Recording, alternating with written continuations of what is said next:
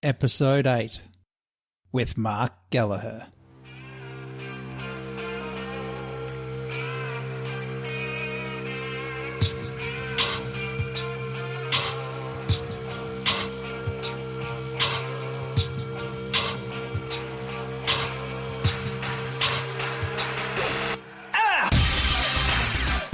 Hi folks, yes it's that time, another Barnraisers, and welcome to this very special episode. Before we get going, I just wanted to say thank you for listening and thank you for sharing and following us online. It all helps us achieve our goal of bringing to you the number one podcast for teams. If you haven't already joined in the online Barnraisers conversation, then stop what you're doing now and follow us right this second. The handle is @BarnraisersPod. And if you're new here, then welcome. It's time to strap yourselves in because the show starts now.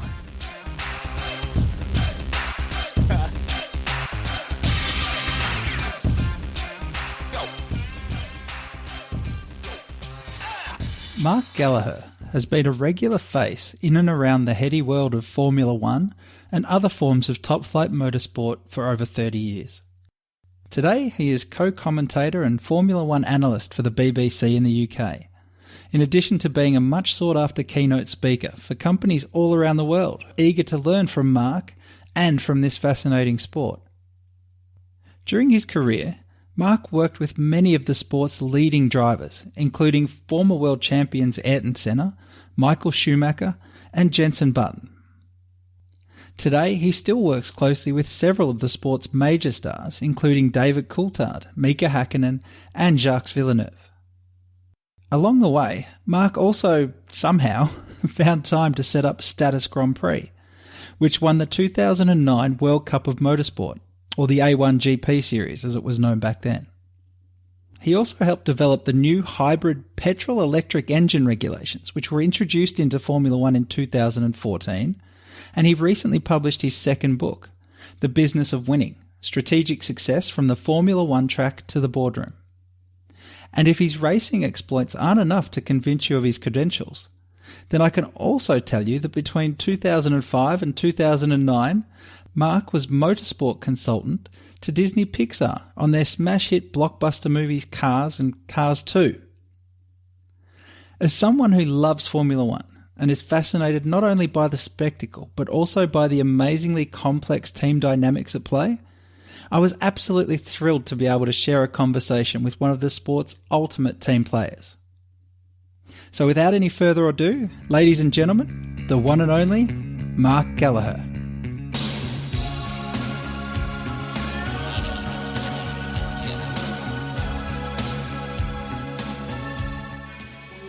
One of the facts that surprises many people who are either not fans of Formula One or maybe just infrequent followers of the sport is the sheer size and complexity of a Formula One team. A competitive team in Formula One will employ around 800 to 900 full-time staff.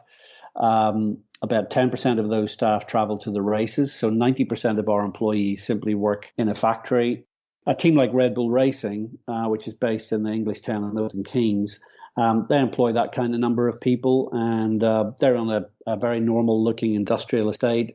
But as I say, the volume of people there is maybe a surprise, but it's a requirement because of the nature of Formula One, which is that to compete in Formula One, you have to create the product that you race. So you actually have to be effectively a prototype car manufacturing company, and that's why we need all of the people who work in design development, research and development, manufacturing.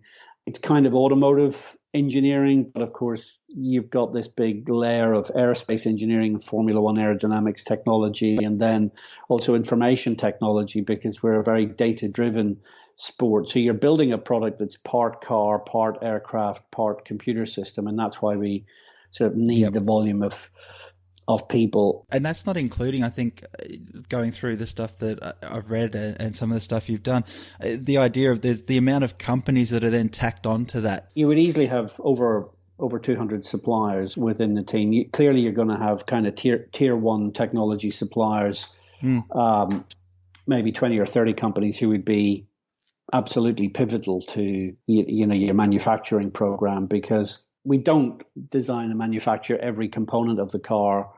That's why the teamwork between people in the team and then the collaboration with our suppliers and our technical partners is, one of the most important points in making sure that we deliver what we need to in terms of executing a good Formula One program. Absolutely. And obviously, I mean, personally for me, the fascination with teams and the passion about that, I think it's just the ideal breeding ground for a study of teams and team dynamics and performance. I think it's probably one of the pinnacles of that. And I suppose it's worth maybe just jumping off for a minute before we dive right into things, but a little bit about your background of the sport and just some of the teams and the organizations you've been a part of. Sure. So, I mean, I've had a pretty varied career in Formula One. Primarily because I enjoy the sport so much, I decided quite early on that I would like to experience it from different perspectives. So I started my career in Formula One when I came out of university, and I'd done a degree in economics, and I was very interested in the business side of Formula One. So initially I went into the media. I worked in the media for around about 7 years, and I worked as a broadcaster and as a journalist, but I also worked as a media consultant. So by that I mean I was giving essentially media and public relations advice and information to some of the corporate sponsors in Formula One. So I was in my 20s, and working in the media was a great way to get to know everyone. But the two companies that I did quite a lot of work with were two of the premier sponsors in Formula One. I had the Marlboro, who were with McLaren. I had Canon, who were with Williams, and I therefore got to spend some time working with Marlboro and McLaren, and with Canon and with Williams. So I was working with top sponsors and top teams, and that really then led me to become very interested in working in a team environment. And I met and befriended a guy called Eddie Jordan from Ireland, who was fellow Irishman, and Eddie had a team in junior categories, and we talked quite a number of times, and I realized Eddie was going to move into Formula One and start a Formula One team, so I joined him in 1990, and essentially I was with him for 14 years. I did take a break. There was a couple of years in the middle of those 14 years that I took a break, and I did a couple of other things in motorsport. I helped a friend of mine who had set up another Formula One team to solve some of his cash flow problems. I went and found an investor for him.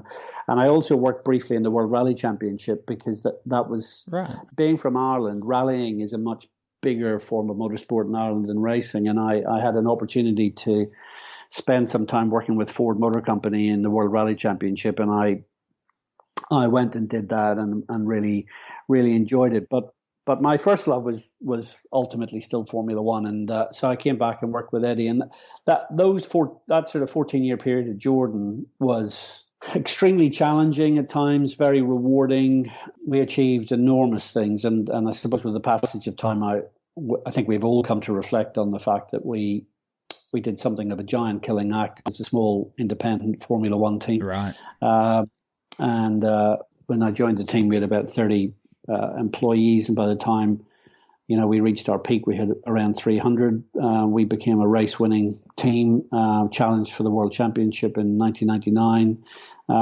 It was a very rewarding experience. And then, really, just to conclude my kind of Formula One management career, so I'd ended up on the management board of Jordan Grand Prix, running marketing and communications, and that included sponsorship, and so really I had pretty wide responsibility on that side of the team. And then I went from Jordan to working with the Jaguar Formula One team, which at the time was part of Ford Motor Company, but it was in the process of being sold to Red Bull. And I worked with the team for just over a year. I didn't stay at Red Bull because they moved the commercial operations of the team from the UK to Austria, and that was a change which happens in business from time to time. And I was disappointed that happened, because I felt that if I actually, and as history proved, They ultimately relocated it back to the team again in subsequent years. But I think at the beginning, being part of that Red Bull Racing creation was absolutely fascinating, because you could really see the change that overtook the team once it moved into Red Bull's ownership, and it was a real privilege to be part of that and to meet and work with Dietrich Mateschitz, the owner of Red Bull. And then essentially the last part of my executive career in Formula One came when I was headhunted to join Cosworth, the engine company, and I went in there and I ran the Cosworth Formula One engine business, which at our peak, I was supplying a third of all the Formula One teams with their engines and various technologies. And that was again another quite different and very useful experience, because to go from a team environment to then working with a key supplier to becoming a key supplier and to supplying engines to a team like the Williams team, which again, that was another fascinating opportunity to see what's involved when you're no longer the team, but you're a key supplier providing that key component. So that was my executive career in Formula One. And then really when I came out of Cosworth, I decided to run my own business. I do a lot of corporate public speaking events. I work with a number of Formula One drivers, including David Coulthard, Mika Hakkinen, indeed Mark Webber, Jacques Villeneuve, a number of previous world champions and race winners, and essentially we go into a corporate environment and we provide insights to multinational companies about what they can learn from a sport like Formula One. Brilliant. A lot of what you've just explained there, and that journey is a lot of that we're going to unpack over the course of this chat that we're having, which is going to be fascinating. And I think summing up some of those lessons is also available in the book that you wrote, The Business of Winning: Strategic Success from the Formula One Track to the Boardroom. I couldn't help thinking as I was reading, it would have been so hard to write a book like that, given all your experience.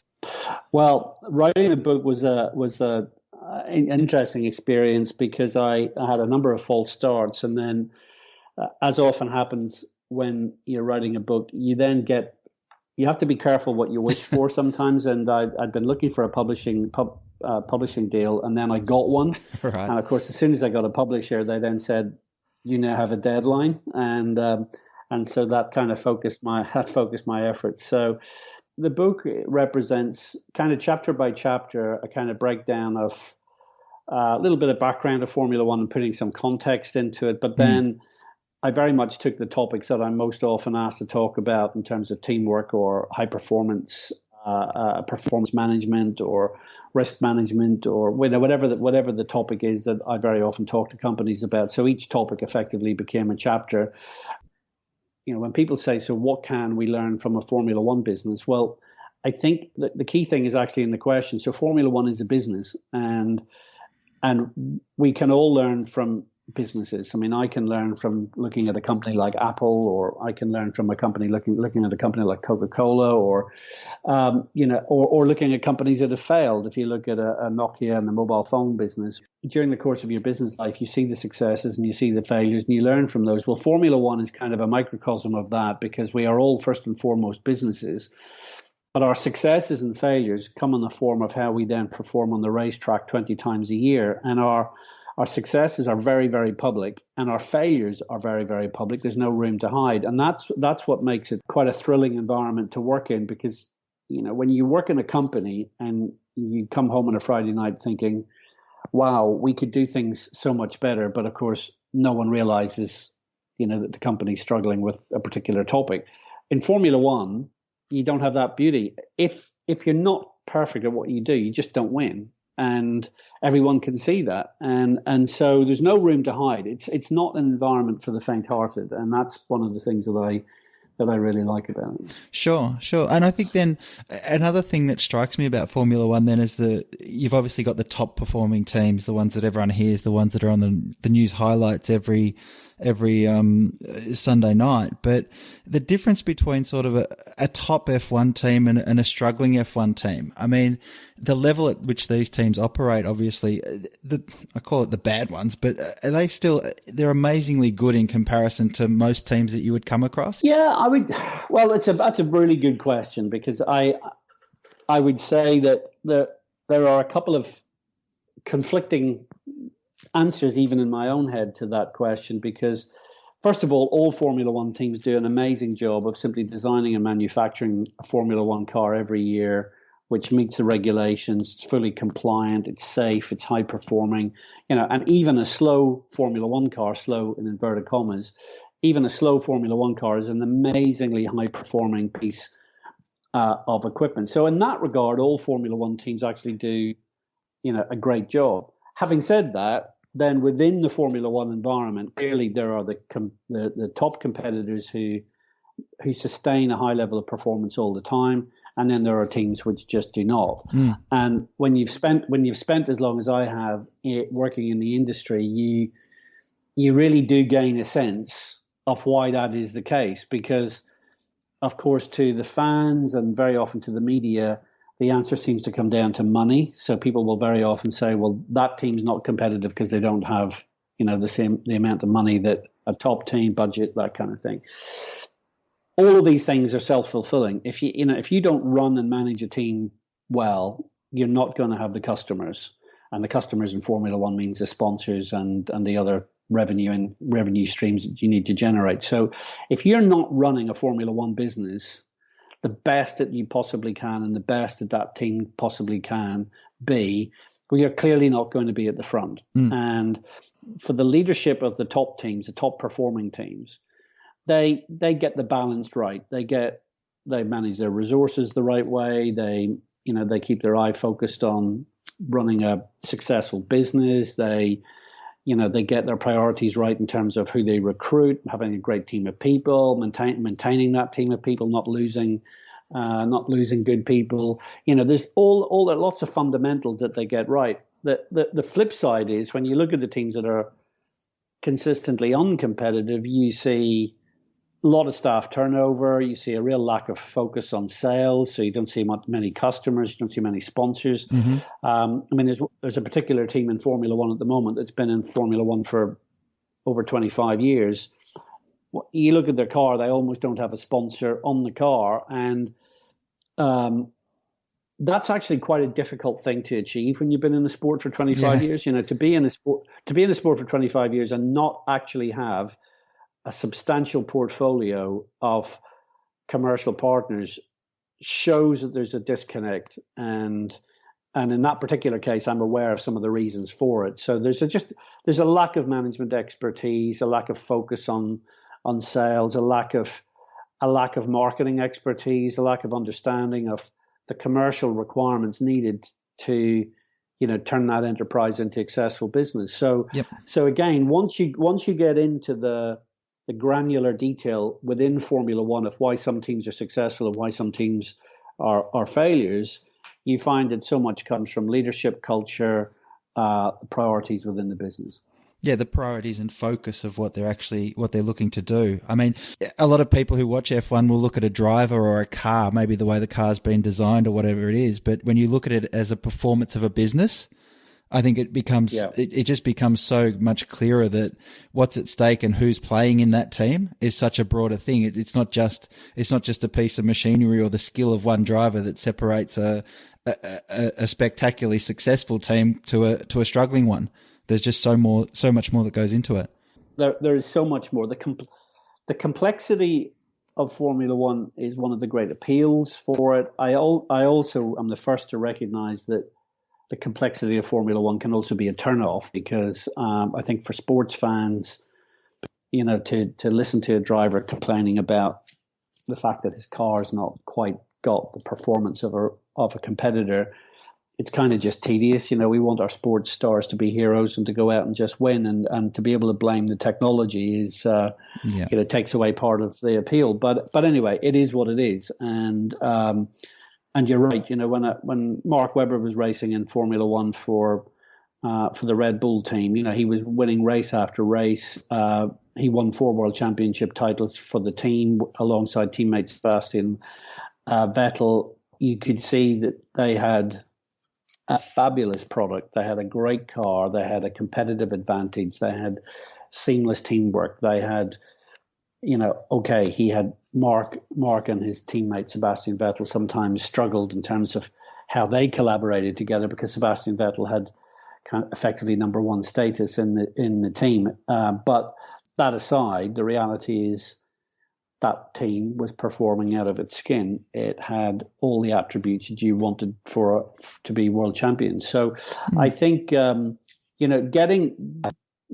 that cake in Formula One of getting all the ingredients right to ensure that you can achieve that success and then sustain it, that's the management challenge. And it's no different from, I think, any business. You set out, you have got your objectives, you have a vision of, hopefully you have a vision of what you would like to achieve and can imagine what that success is going to look like. And then you just got to get all those ingredients in place that's going to make that possible. And that's what's such a challenge. I want to also then switch gears for a second, Mark, because you've talked about your management career in Formula One and how extensive it was, but you also had the experience of running your own team, as I understand it, in the A1 GP series. When I left Jaguar Red Bull in 2005, there was an opportunity to set up a team in the A1 Grand Prix series. So A1 was a series put together by some South African businessmen, not to compete against Formula One, but to provide an alternative form of big single-seater racing with much lower costs and operating as a World Cup. So rather than it being team by team, it would be country by country. So the Australian team was run by Alan Jones. He's obviously well known for ex-Formula One world champion. The Brazilian team was run by Emerson Fittipaldi, who was a ex-Formula One world champion. So I put together a bid for the franchise for Ireland, and I won that bid. And we entered the championship in 2005, and it was a world championship, so we raced around the world. I found it a fascinating experience. I did it because I'd always had again, as I mentioned to you earlier, I've always intentionally tried to experience the industry from different aspects. And the one thing I'd never done was set up a team on my own. And I'd also never run a team technically. I'm not an engineer, but I'd never recruited engineers. I'd never had to operate on the technical side of the sport before. So I felt I could challenge myself by doing that. So I set the team up. We had to raise a budget of about 3.5 to 4 million Australian dollars per year to compete in that championship. So compared to Formula One, it's a tiny proportion of the budget. In A1 GP, you didn't have to design your own car. We all ran off-the-shelf racing cars, which were designed by a company in the UK. So that brought the cost right down. But anyway, so I did that, and it was a very interesting experience, mainly because for the first 2 years I did nothing but make mistakes, and we had a really difficult first 2 years, quite demanding from a human point of view, from a financial point of view, from an operational point of view. Everything that could go wrong went wrong. We had cash flow problems. We had technical failures. We had unhappy staff. We had unhappy drivers. We had every, and it was tough. It was really tough. And then it turned around completely, 180 degrees. And I think after 2 years, I was really fed up with the failure we were achieving, and achieving failure. It seems the wrong term, but that's what we were doing. We were managing to just not achieve any real degree of success. And I looked at the reason for it, and I realized I'd made a couple of basic mistakes. One of the basic mistakes I'd made was employing people because I liked them, rather than because they were the best people. And I'd made the mistake of thinking that a team is about creating a bunch of friends or having a group of people working together who just like each other. The first thing you need is people who are the best people you can get.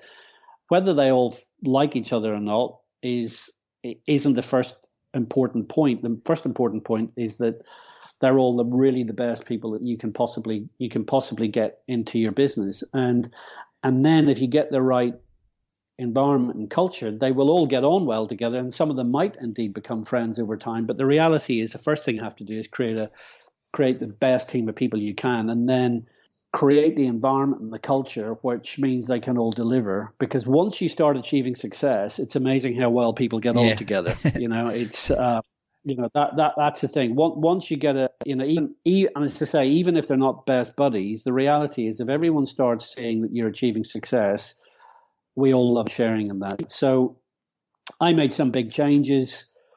I did some quite unusual things. I involved people in recruiting their colleagues or even the people that they would have to work with, so that there was a really joined up approach to rebuilding the team. And that third year became the year we started winning, and the fourth year we won the championship outright, and we won it pretty emphatically. And I mean, there were so many things about that were satisfying. Obviously, being the Irish team, we had a very small pool of drivers. And in fact, there was only really one world-class driver that we could claim to find, and we were lucky to get him. And so when you're competing against countries like Germany and United States and UK, they've got a much bigger pool of drivers and engineers and talent, etc. So we had to work hard at it, but I think that paid lots of dividends. And I learned a huge amount from that experience. I learned what I was good at, but I also learned what I was not good at. And I think that's, that knocked some sharp edges off me. Yeah. I think, I'm not saying I thought I was perfect at everything before then, but I'd come out of Formula One feeling that I knew the business extremely well, but then actually setting up my own team. I think like any employee who leaves a company and then sets up your own business, you gain a new insight into aspects that you maybe didn't appreciate before, and I learned a lot. So I came out of that experience a lot wiser. And that team then went on to.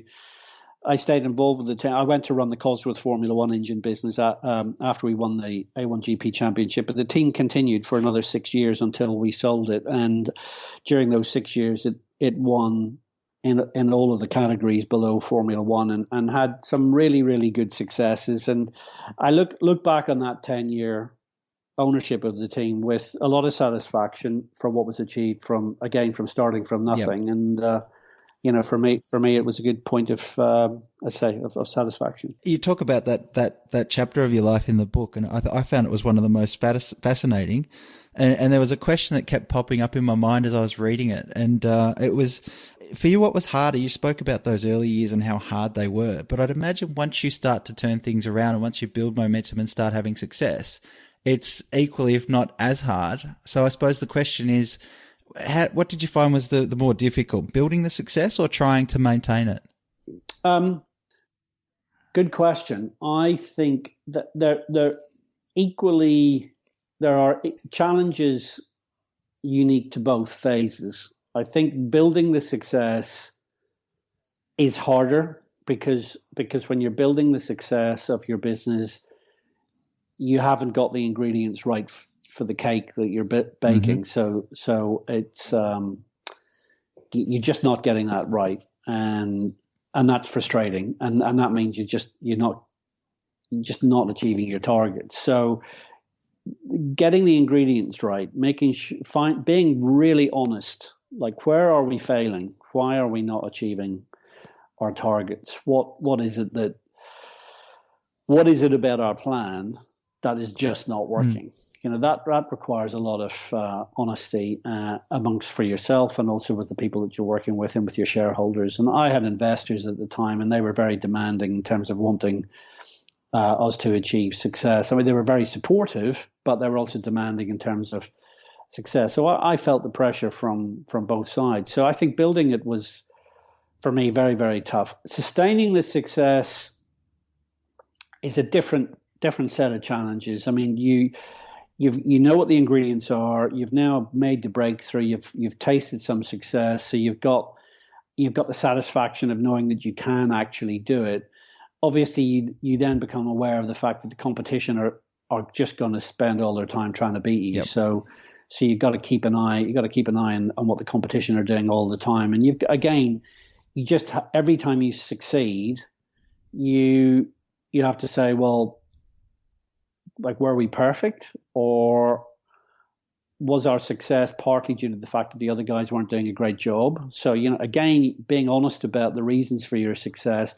There's a very famous story that David Coulthard, Formula One driver, told me many years ago, and he often uses as an example himself when he's speaking to companies, about the fact that when Red Bull was being super successful in Formula One with Sebastian Vettel and Mark Webber, that when Sebastian Vettel won the Formula One World Championship at the Japanese Grand Prix, you would have thought that the guy would have spent all evening partying, but actually he went into the same engineering debrief he would go into after every race that he competed in, and they spent 2 hours talking about how they could have won that race even better. So, let's say they won the race by 5 seconds. They had a meeting to discuss, could we have won that race by 25 seconds? Did we lose 20 seconds that maybe we shouldn't have lost? So even in the moment of victory, they were looking for ways to continuously improve their performance. And that's the kind of mindset that you need. You just never rest on your laurels. And up and down Formula One from time to time, you see teams go through these cycles of achieving success, sustaining it for a time. Then you get complacency, you get maybe a little bit of hubris, settles in. People start to believe their own PR. They start to think, well, we've completely cracked it. We'll never be beaten. Yep.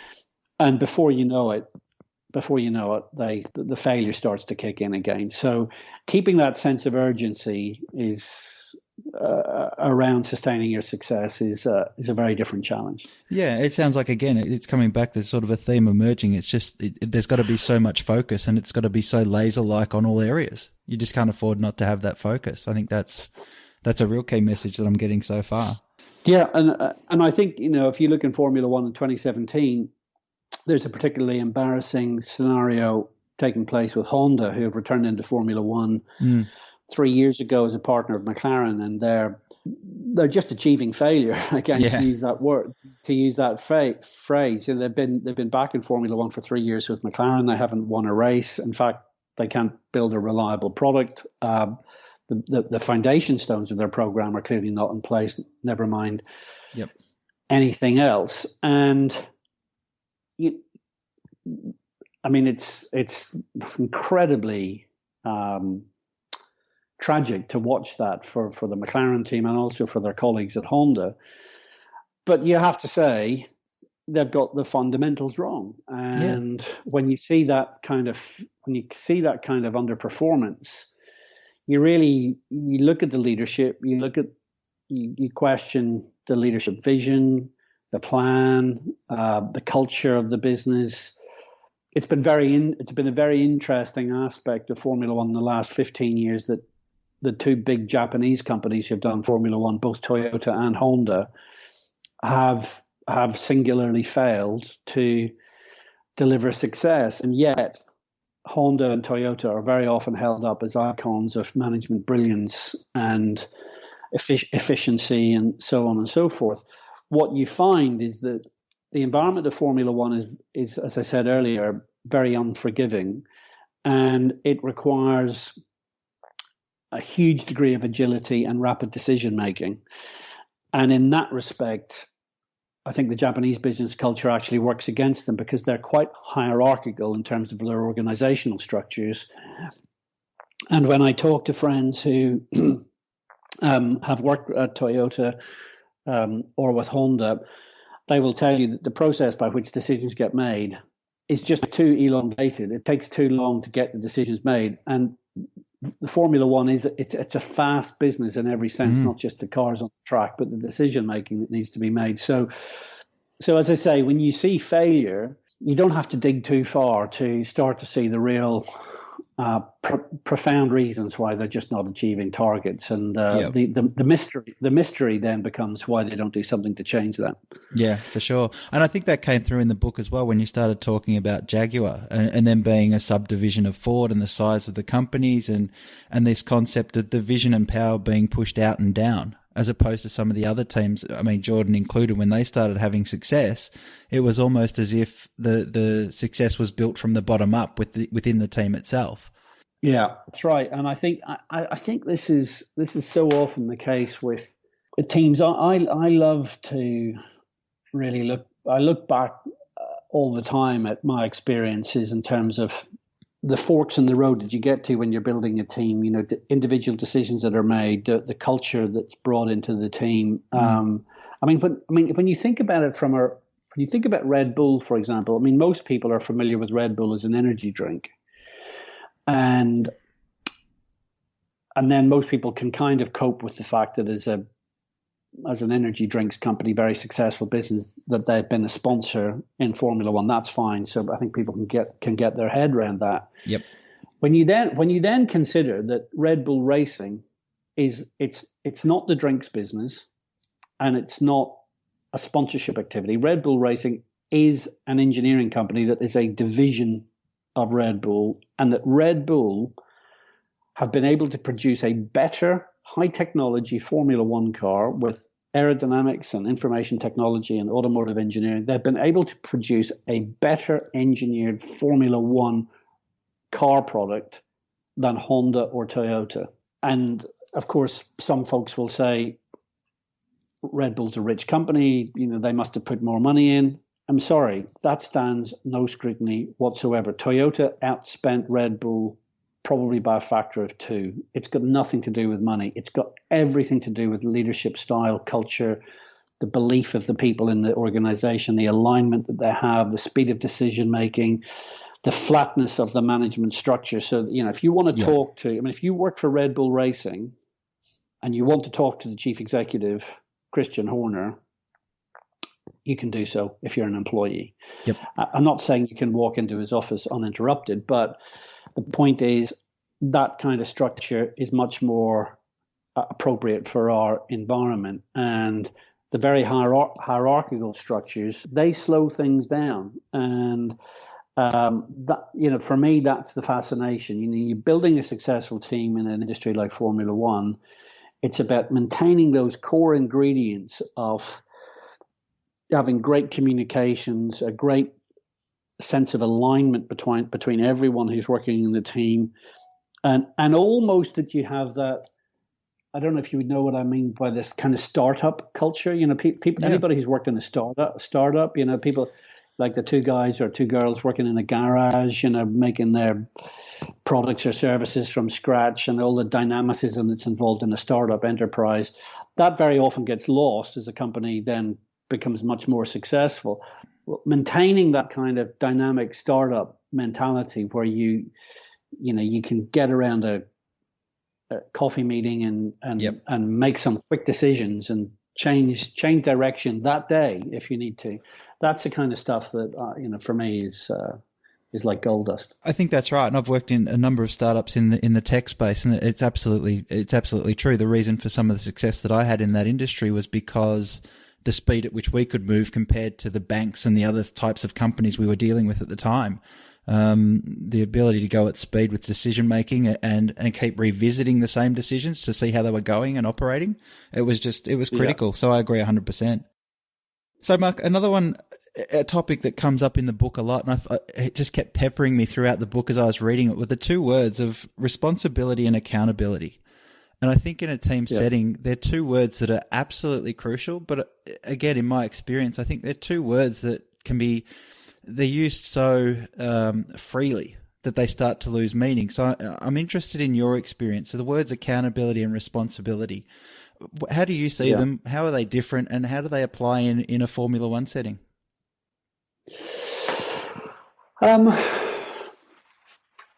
So I just love the way you phrased the question, because there are so many buzzwords when you talk about business, which get overused. And I mean, even the word teamwork, you know, people talk about teamwork all the time. Yeah. And I very often say to companies,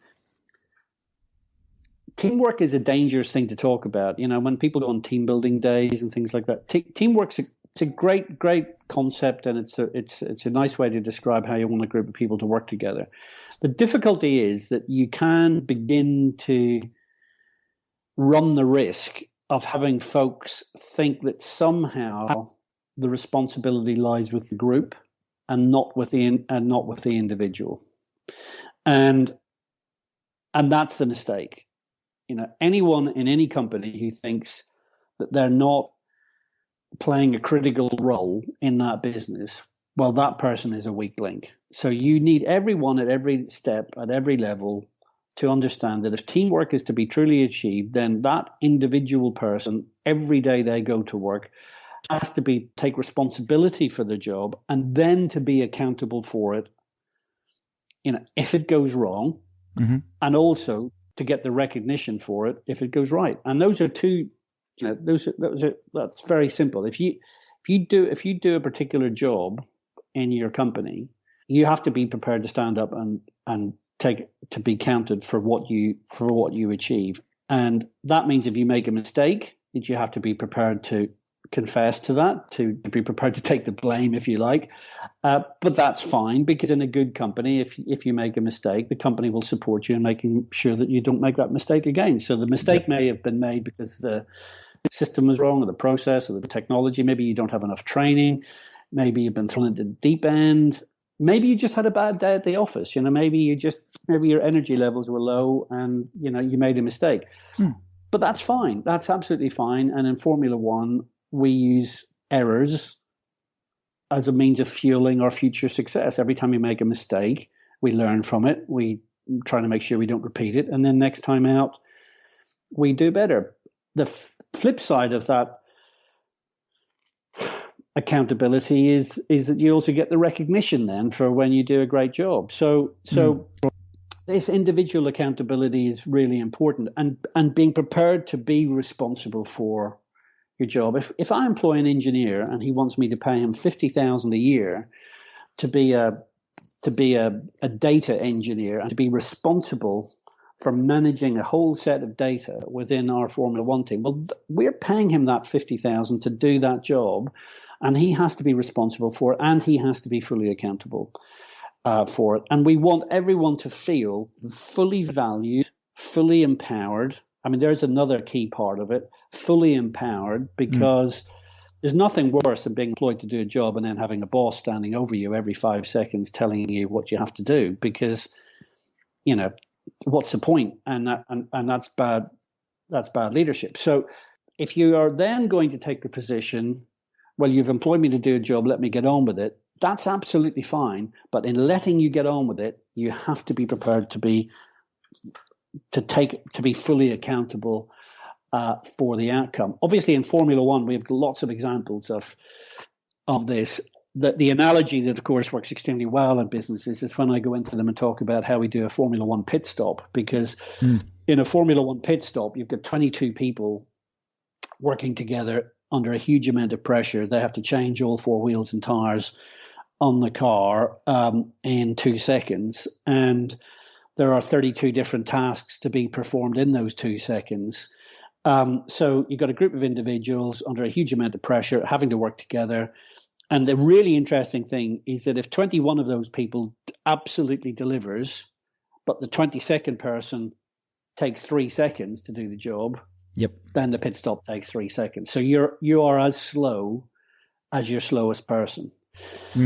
So this means we need everyone to be prepared to take responsibility for the tasks that they've been asked to carry out, that they're going to be fully accountable for doing those jobs, for making sure that they do it on time and follow the process.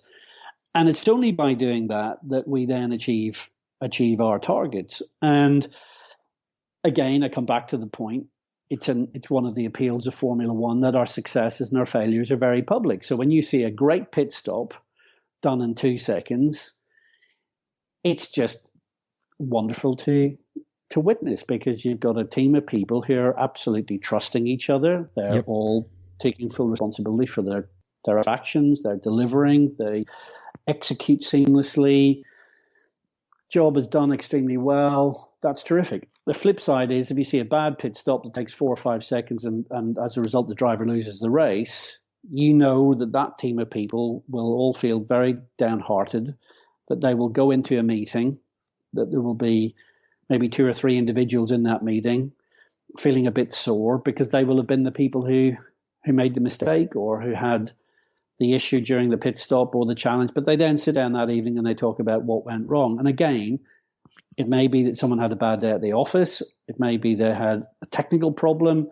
Maybe that someone didn't follow the procedure in quite the right way, and therefore they need to look at the training that was involved. But the point is, whether it's customer service in the widest sense, and that's a very good analogy for the pit stop. A pit stop is like customer service, where you're servicing the vehicle, etc. The reality is that's what we want, and this is why when you or I walk into a hotel or a restaurant or check-in desk at an airline, and we end up being dealt with by someone in a very poor fashion, you can really take a step back and say, so here we have all the things I'm talking about not being delivered. You've got someone who's not taking responsibility for their job. They don't feel accountable.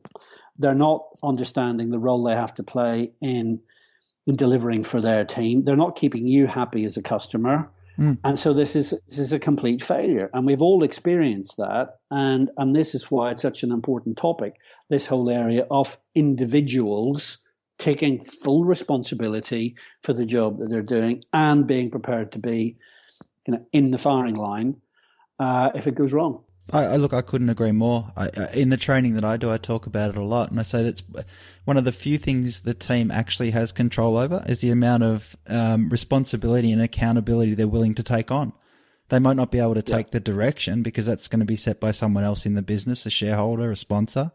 But at the end of the day, the team has got 100% control over how much accountability and responsibility it's willing to take for what they're producing as a group. Absolutely. And I'm glad you brought up pit stop as well, because it was one of the things I wanted to touch on. In the book, you talk about, I think the world record pit stop was in 2013, and I think it was Mark Webber at 1.92 seconds. I think, is that still the world record? No, it's not. It's been beaten since. Last year at the Azerbaijan Grand Prix, the Williams Formula One team did a pit stop in 1.89 seconds. 1.89, wow. Yeah. And that's for those 32 tasks, 20 people, all doing what they need to do, bang on target. Yeah, it's great, and people don't believe it. So as a result, I have a very handy video that I carry everywhere with me, just to show it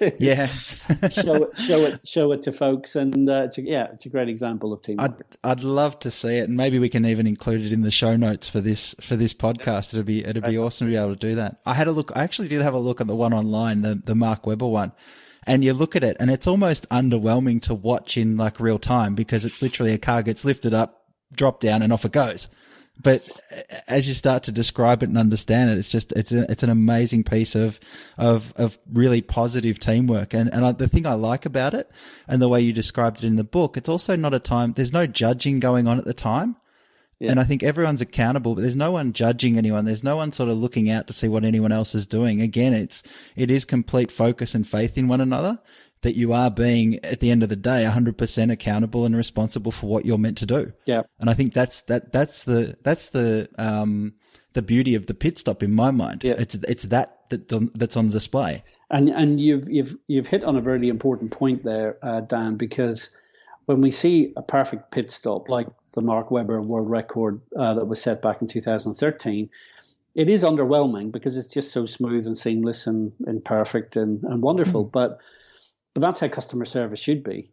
It should be just seamless and perfect and wonderful and to some extent underwhelming until you look back and you think, wow, that was perfect. And if every airline took off bang on time and landed bang on time, we would get used to it. But actually, to take off and land on time every time is not an easy thing to do. So the reality is that it is one of the deep ironies of business life that, you know, you can do a perfect job 98% of the time, but you can be absolutely sure that the 2% of the time you do a bad job, you will have a lot of unhappy customers.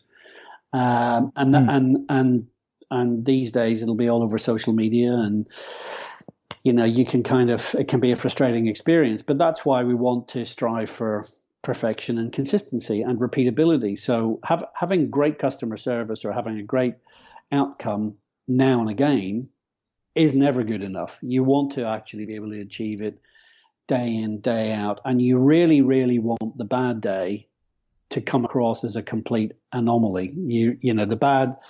The bad experience should really be seen to be a uniquely bad experience and hopefully for a reason outside of your control. So something that actually is not self-inflicted. So it's some third party action that has led to it. But the pit stop is for me a great example of that. But of course, across our Formula One businesses, we see great teamwork in everything that we do, and yet the pit stop is just a good analogy for people to look at.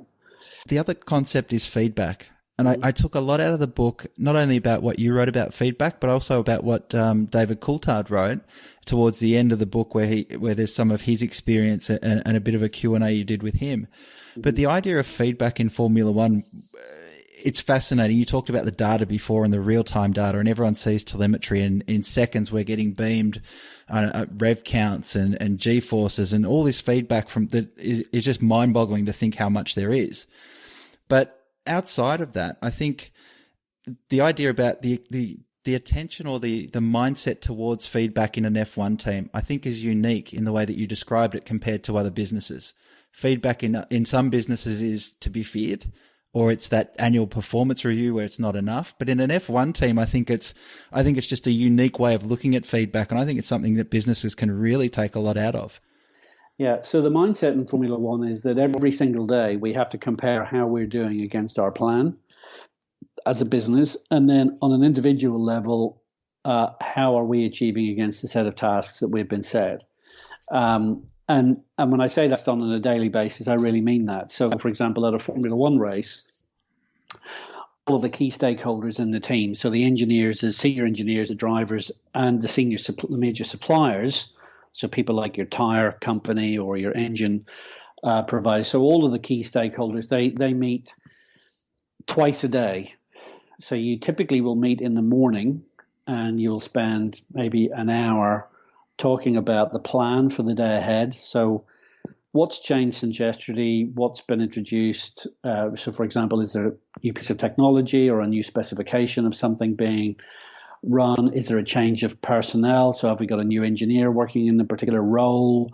That meeting is really it's an overall plan of the day ahead, how we're going to run the day, what are our expectations, what are our targets, and then we go around the room and everyone can hopefully nod their head and say, yeah, I'm on board with that plan, and all the relevant information has been shared.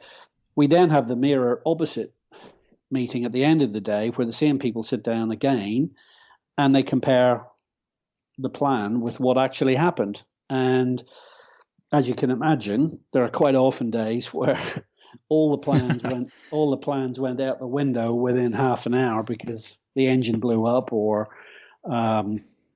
brakes failed, had a crash on lap one or something. Yeah, driver made a mistake or whatever. But the point is that the people responsible are sitting in the room. So if the engine blew up, you can look at the engine guy and you can say, well, why did that happen? And he then has to explain. And or if the driver crashed, the driver's sitting there in the room with all of his colleagues, and you can replay the video of the accident, and you can look at all the data, and you can say, well, you came out of that corner 20 kilometers faster than you ever came out of it before, and you then put a wheel off the track, and then you overcorrected the steering and you crashed into the wall. So, I mean, the degree that we can forensically examine anything that goes wrong is just excruciating, and you just can't hide from that. So that means you either go in, if you are the kind of person who wants to hide your mistakes, this is not the environment for you.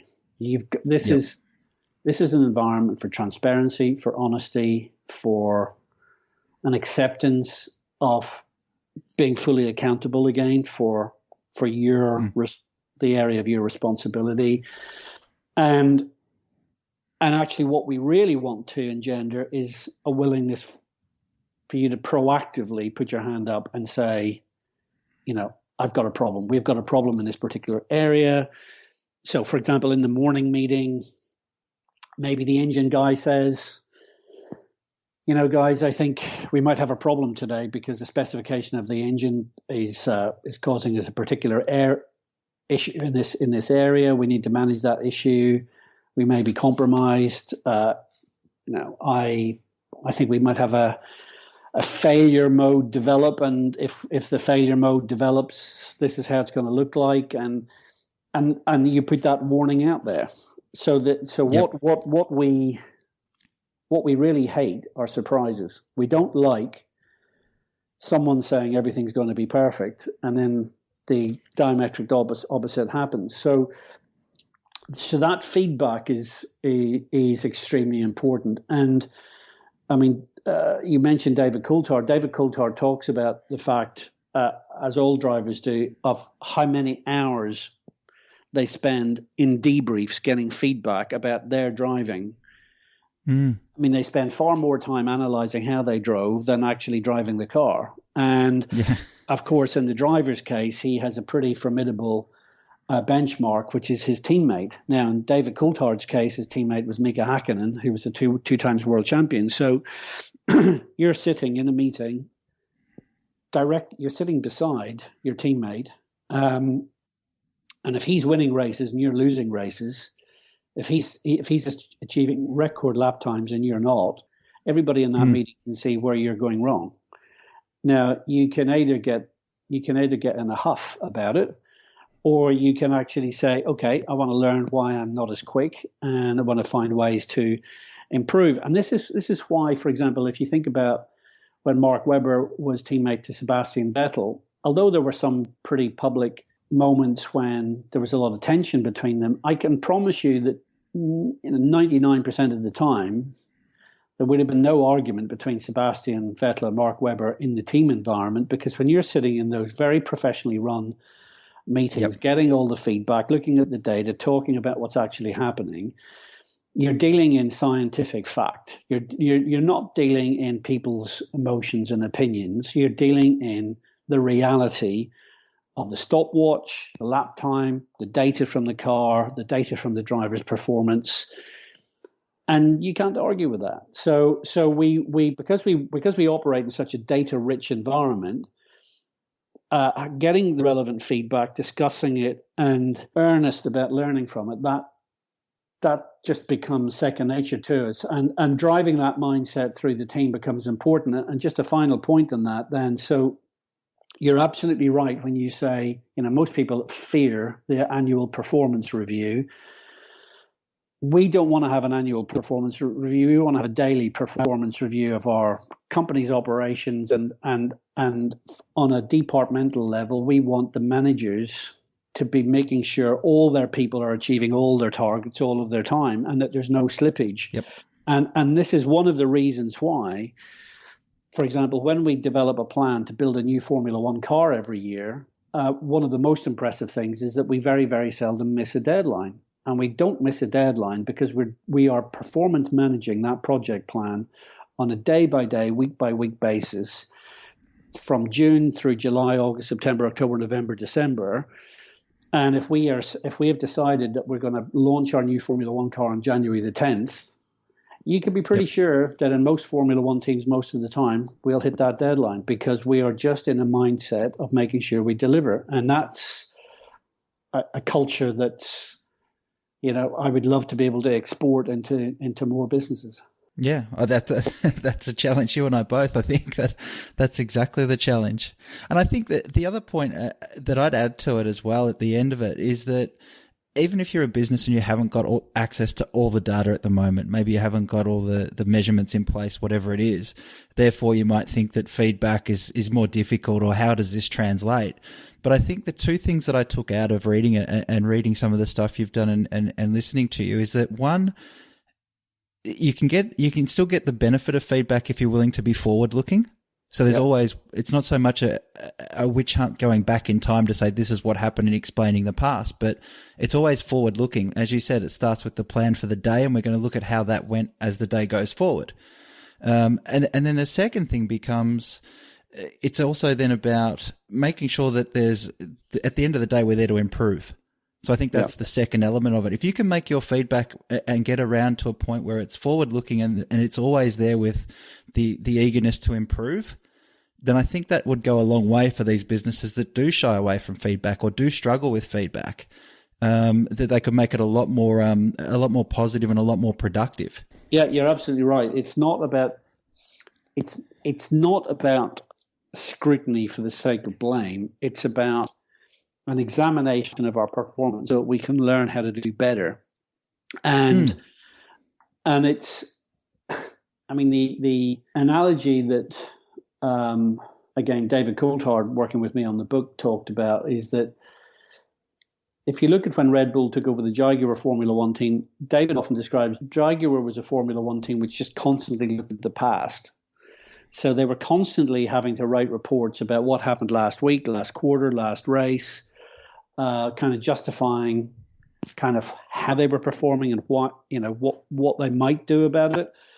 And when Red Bull took over, Red Bull got rid of that. They said, look, we're not really that interested in the past unless we've learned something useful that we can apply in the future. And so let's look at yesterday's data purely from the perspective of what can we do with this? What can we do with it that will make us better tomorrow? And then just look forward. And I think that's so often when I work with large companies, I find people frustrated because they're bound up in bureaucracy and report writing and meetings and you kind of question. You say, well, how much productivity is that happening? Where is the agility? Do we need to be conducting business in this way? Do we need to be constantly looking back when in fact we should be saying, where do we want to be in 5 years' time? Setting ambitious targets, being adaptable with our strategy. There's so much dogma in business. People just kind of fix their mindset around this is how we do things, and they don't question it. And I think that's where the feedback and constant performance review gives you the opportunity to change direction and gives you the opportunity to then to be honest about where you are and then able to do something about making sure you improve, next time out. I think that's great. I think we're almost done at that point. I think it's a great way to probably end it. But before we do, we have got the Barnraisers top 10. So if you're up for it, there's still 10 quick questions that I like to ask all guests. So are you up for the top 10? We'll race through these and see how we go? Sure. Okay, let's do it. All right, so question number 1. What is one thing you feel must be present or created for a team to succeed? Trust. Number 2, what is one thing you feel must be avoided or overcome in order for a team to succeed? Fear, because I think when we see fear of being discovered for making a mistake, fear of failure, fear of experimentation, people fear all kinds of things. That's just going to hold you back. Number 3, what team, current or historic, would you love to have been a member of? I would have loved to have been a member of the Brabham Formula One team in the late 1970s when the team boss was Bernie Ecclestone, who went on to run the sport. And the two drivers were John Watson, who came from near my hometown in Ireland, and Nicky Lauda, who was my all-time hero. And they were also sponsored by Martini, so you could look forward to a nice drink at the end of the day. It sounds like a good time. Okay, number 4. Who is an ultimate team player in your eyes and why? An ultimate team player for me was Michael Schumacher, because for all of his undoubted natural skill as a driver, I think his biggest quality was his ability to inspire those around him. And you could see during his dominant era in Formula One, when he won 5 consecutive world championships at Ferrari, every time he won the race, the mechanics would embrace him. And every time he would go into a press conference, he would thank his colleagues at the factory for giving him the best product in the world. And so for me, Michael's success in winning 7 world championships was not so much that he had better reflexes or courage than any other driver. It was about the fact that he knew how to inspire a world-class team. Fantastic. Number 5, what 3 qualities make someone a great teammate or colleague? I'm going to actually use my 3 H's, which are honesty, humility, and humor. Great. I think if you have those 3, you're usually well down the road. Yeah, I can understand that one, or those 3. Number 6, what 3 qualities make someone a great coach or a great manager? I think the quality of having a clear vision for what they want to achieve, the quality of being able to communicate that to the team players in an authentic way, and finally the quality of seeing themselves as a mentor or coach, so that it's not about telling people what to do, but helping them to unleash their potential. Okay, number 7. What is one thing that instantly makes you feel part of a team? Recognition. Number 8. What is one thing that instantly makes you feel excluded from a team? That's a good one. I found this a very interesting one to be asked. I've never, to be honest, Dan, ever felt excluded from a team, but I have had employees come to me and say they have felt excluded, and that's usually been because I've failed as a manager to include them in communications and discussions, and so therefore I think ultimately my answer to that question comes from my own failures in management, and so that is just you feel excluded if you're not being communicated with. Number 9, what is your fondest team memory? It's not in Formula One. It was winning the A1GP World Cup of motorsport in 2009, because that had been a personal 4-year quest of running that team. And in winning the championship, I was greeted by my wife in the pit lane, and there was a lot of emotion came out because we'd basically spent half a decade of our lives totally committed to that cause. And it's a very fond memory, both in terms of professional success and also a sense of personal satisfaction. Yeah, for sure. And I will ask a follow-up question to that one if I can. Was it a sense of, so many people, you see these people come on TV after they've had these amazing achievements, especially on a sporting field, and the idea is that it's either a sense of relief, is the overwhelming thing, or it's a sense of total jubilation. What was it for you in that moment? I think for me it was a sense of relief because, as I mentioned earlier, I'd spent the first 2 years of that project making pretty well every mistake under the sun.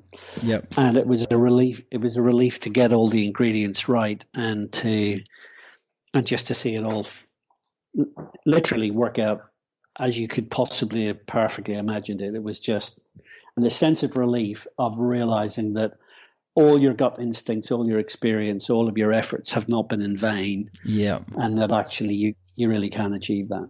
Oh, terrific. And lastly, what is one thing you would like to hear a coach, manager, boss, or teammate say about you? That I give it everything, 100% commitment. Brilliant. So that's it, the top 10 done. That's good. Well, thank you so much, Dan. I really appreciate it. I know you've taken a lot of time on this. All right, Mark. Thank you so much for your time. It's a great insight, and I think there's so much to be learnt. And maybe when we get to version or edition 2 of the book, maybe we can have you on again and we can go through some more stuff, because there's still plenty more to talk about, I think. Yeah, and there always will be. Thanks very much, Dan. All right, Mark. Thanks very much for your time.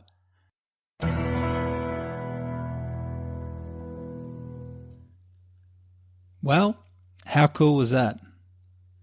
It's not every day you get to sit with someone with the experience and knowledge of a Mark Gallagher, and it really was a privilege to spend that time together. I'll let you guys on a little secret. That episode was actually recorded a while ago, before the first show of Barnraisers ever went to air. And when I emailed Mark to invite him on the show, it was, in all honesty, a bit of a long shot. But all credit and all thanks to Mark. He agreed to come on and he gave me all the time that I needed. So this conversation is a really special one, and it was such a generous undertaking from Mark that I just wanted to acknowledge it again here. So thanks, Mark. All right, let's wrap things up. But before we do, I have to share with you some of the places you can catch Mark online, and also where you can find a copy of his book, The Business of Winning. First of all, the book can be purchased online, and of course I've put the link in the show notes to make it easy for you. If you want to get your copy from Amazon, then please click on the link in the show notes, because we do get a little change from that deal as well. And no, you don't pay any extra, so don't worry about that. Also in the show notes are the links to Mark's website, www.mark-gallagher.com. And you can also find Mark on Twitter and Instagram at _Mark Gallagher. Now it's that time of the week where I hound you a little bit, and I'm going to do it again today. We want this show to grow, and I'm doing all that I can to make it the best team-related podcast in the world. But I can't do it alone. It's going to be a team effort. So if you haven't already, please get on iTunes and submit a review. You can also help us spread the word through social media on Twitter, Instagram, or Facebook. The handle, of course, is @BarnraisersPod. I can't stress it enough, but reviews, likes, and comments really are the lifeblood for this show, and we do need your help. So please, if you can make a point this week of taking a couple of minutes to connect with us and say hi, or sharing a tweet or a Facebook post, that would really help put some wind in our sails. And a review, well, that would just be icing on the cake. Of course, I'll be back again in 2 weeks with another conversation with another one of the world's ultimate team players. All right, I've been Dan Stones, this has been Barnraisers, and until next time, remember, there are no limits for a team with enthusiasm, the desire to be better, and relentless persistence. Bye for now.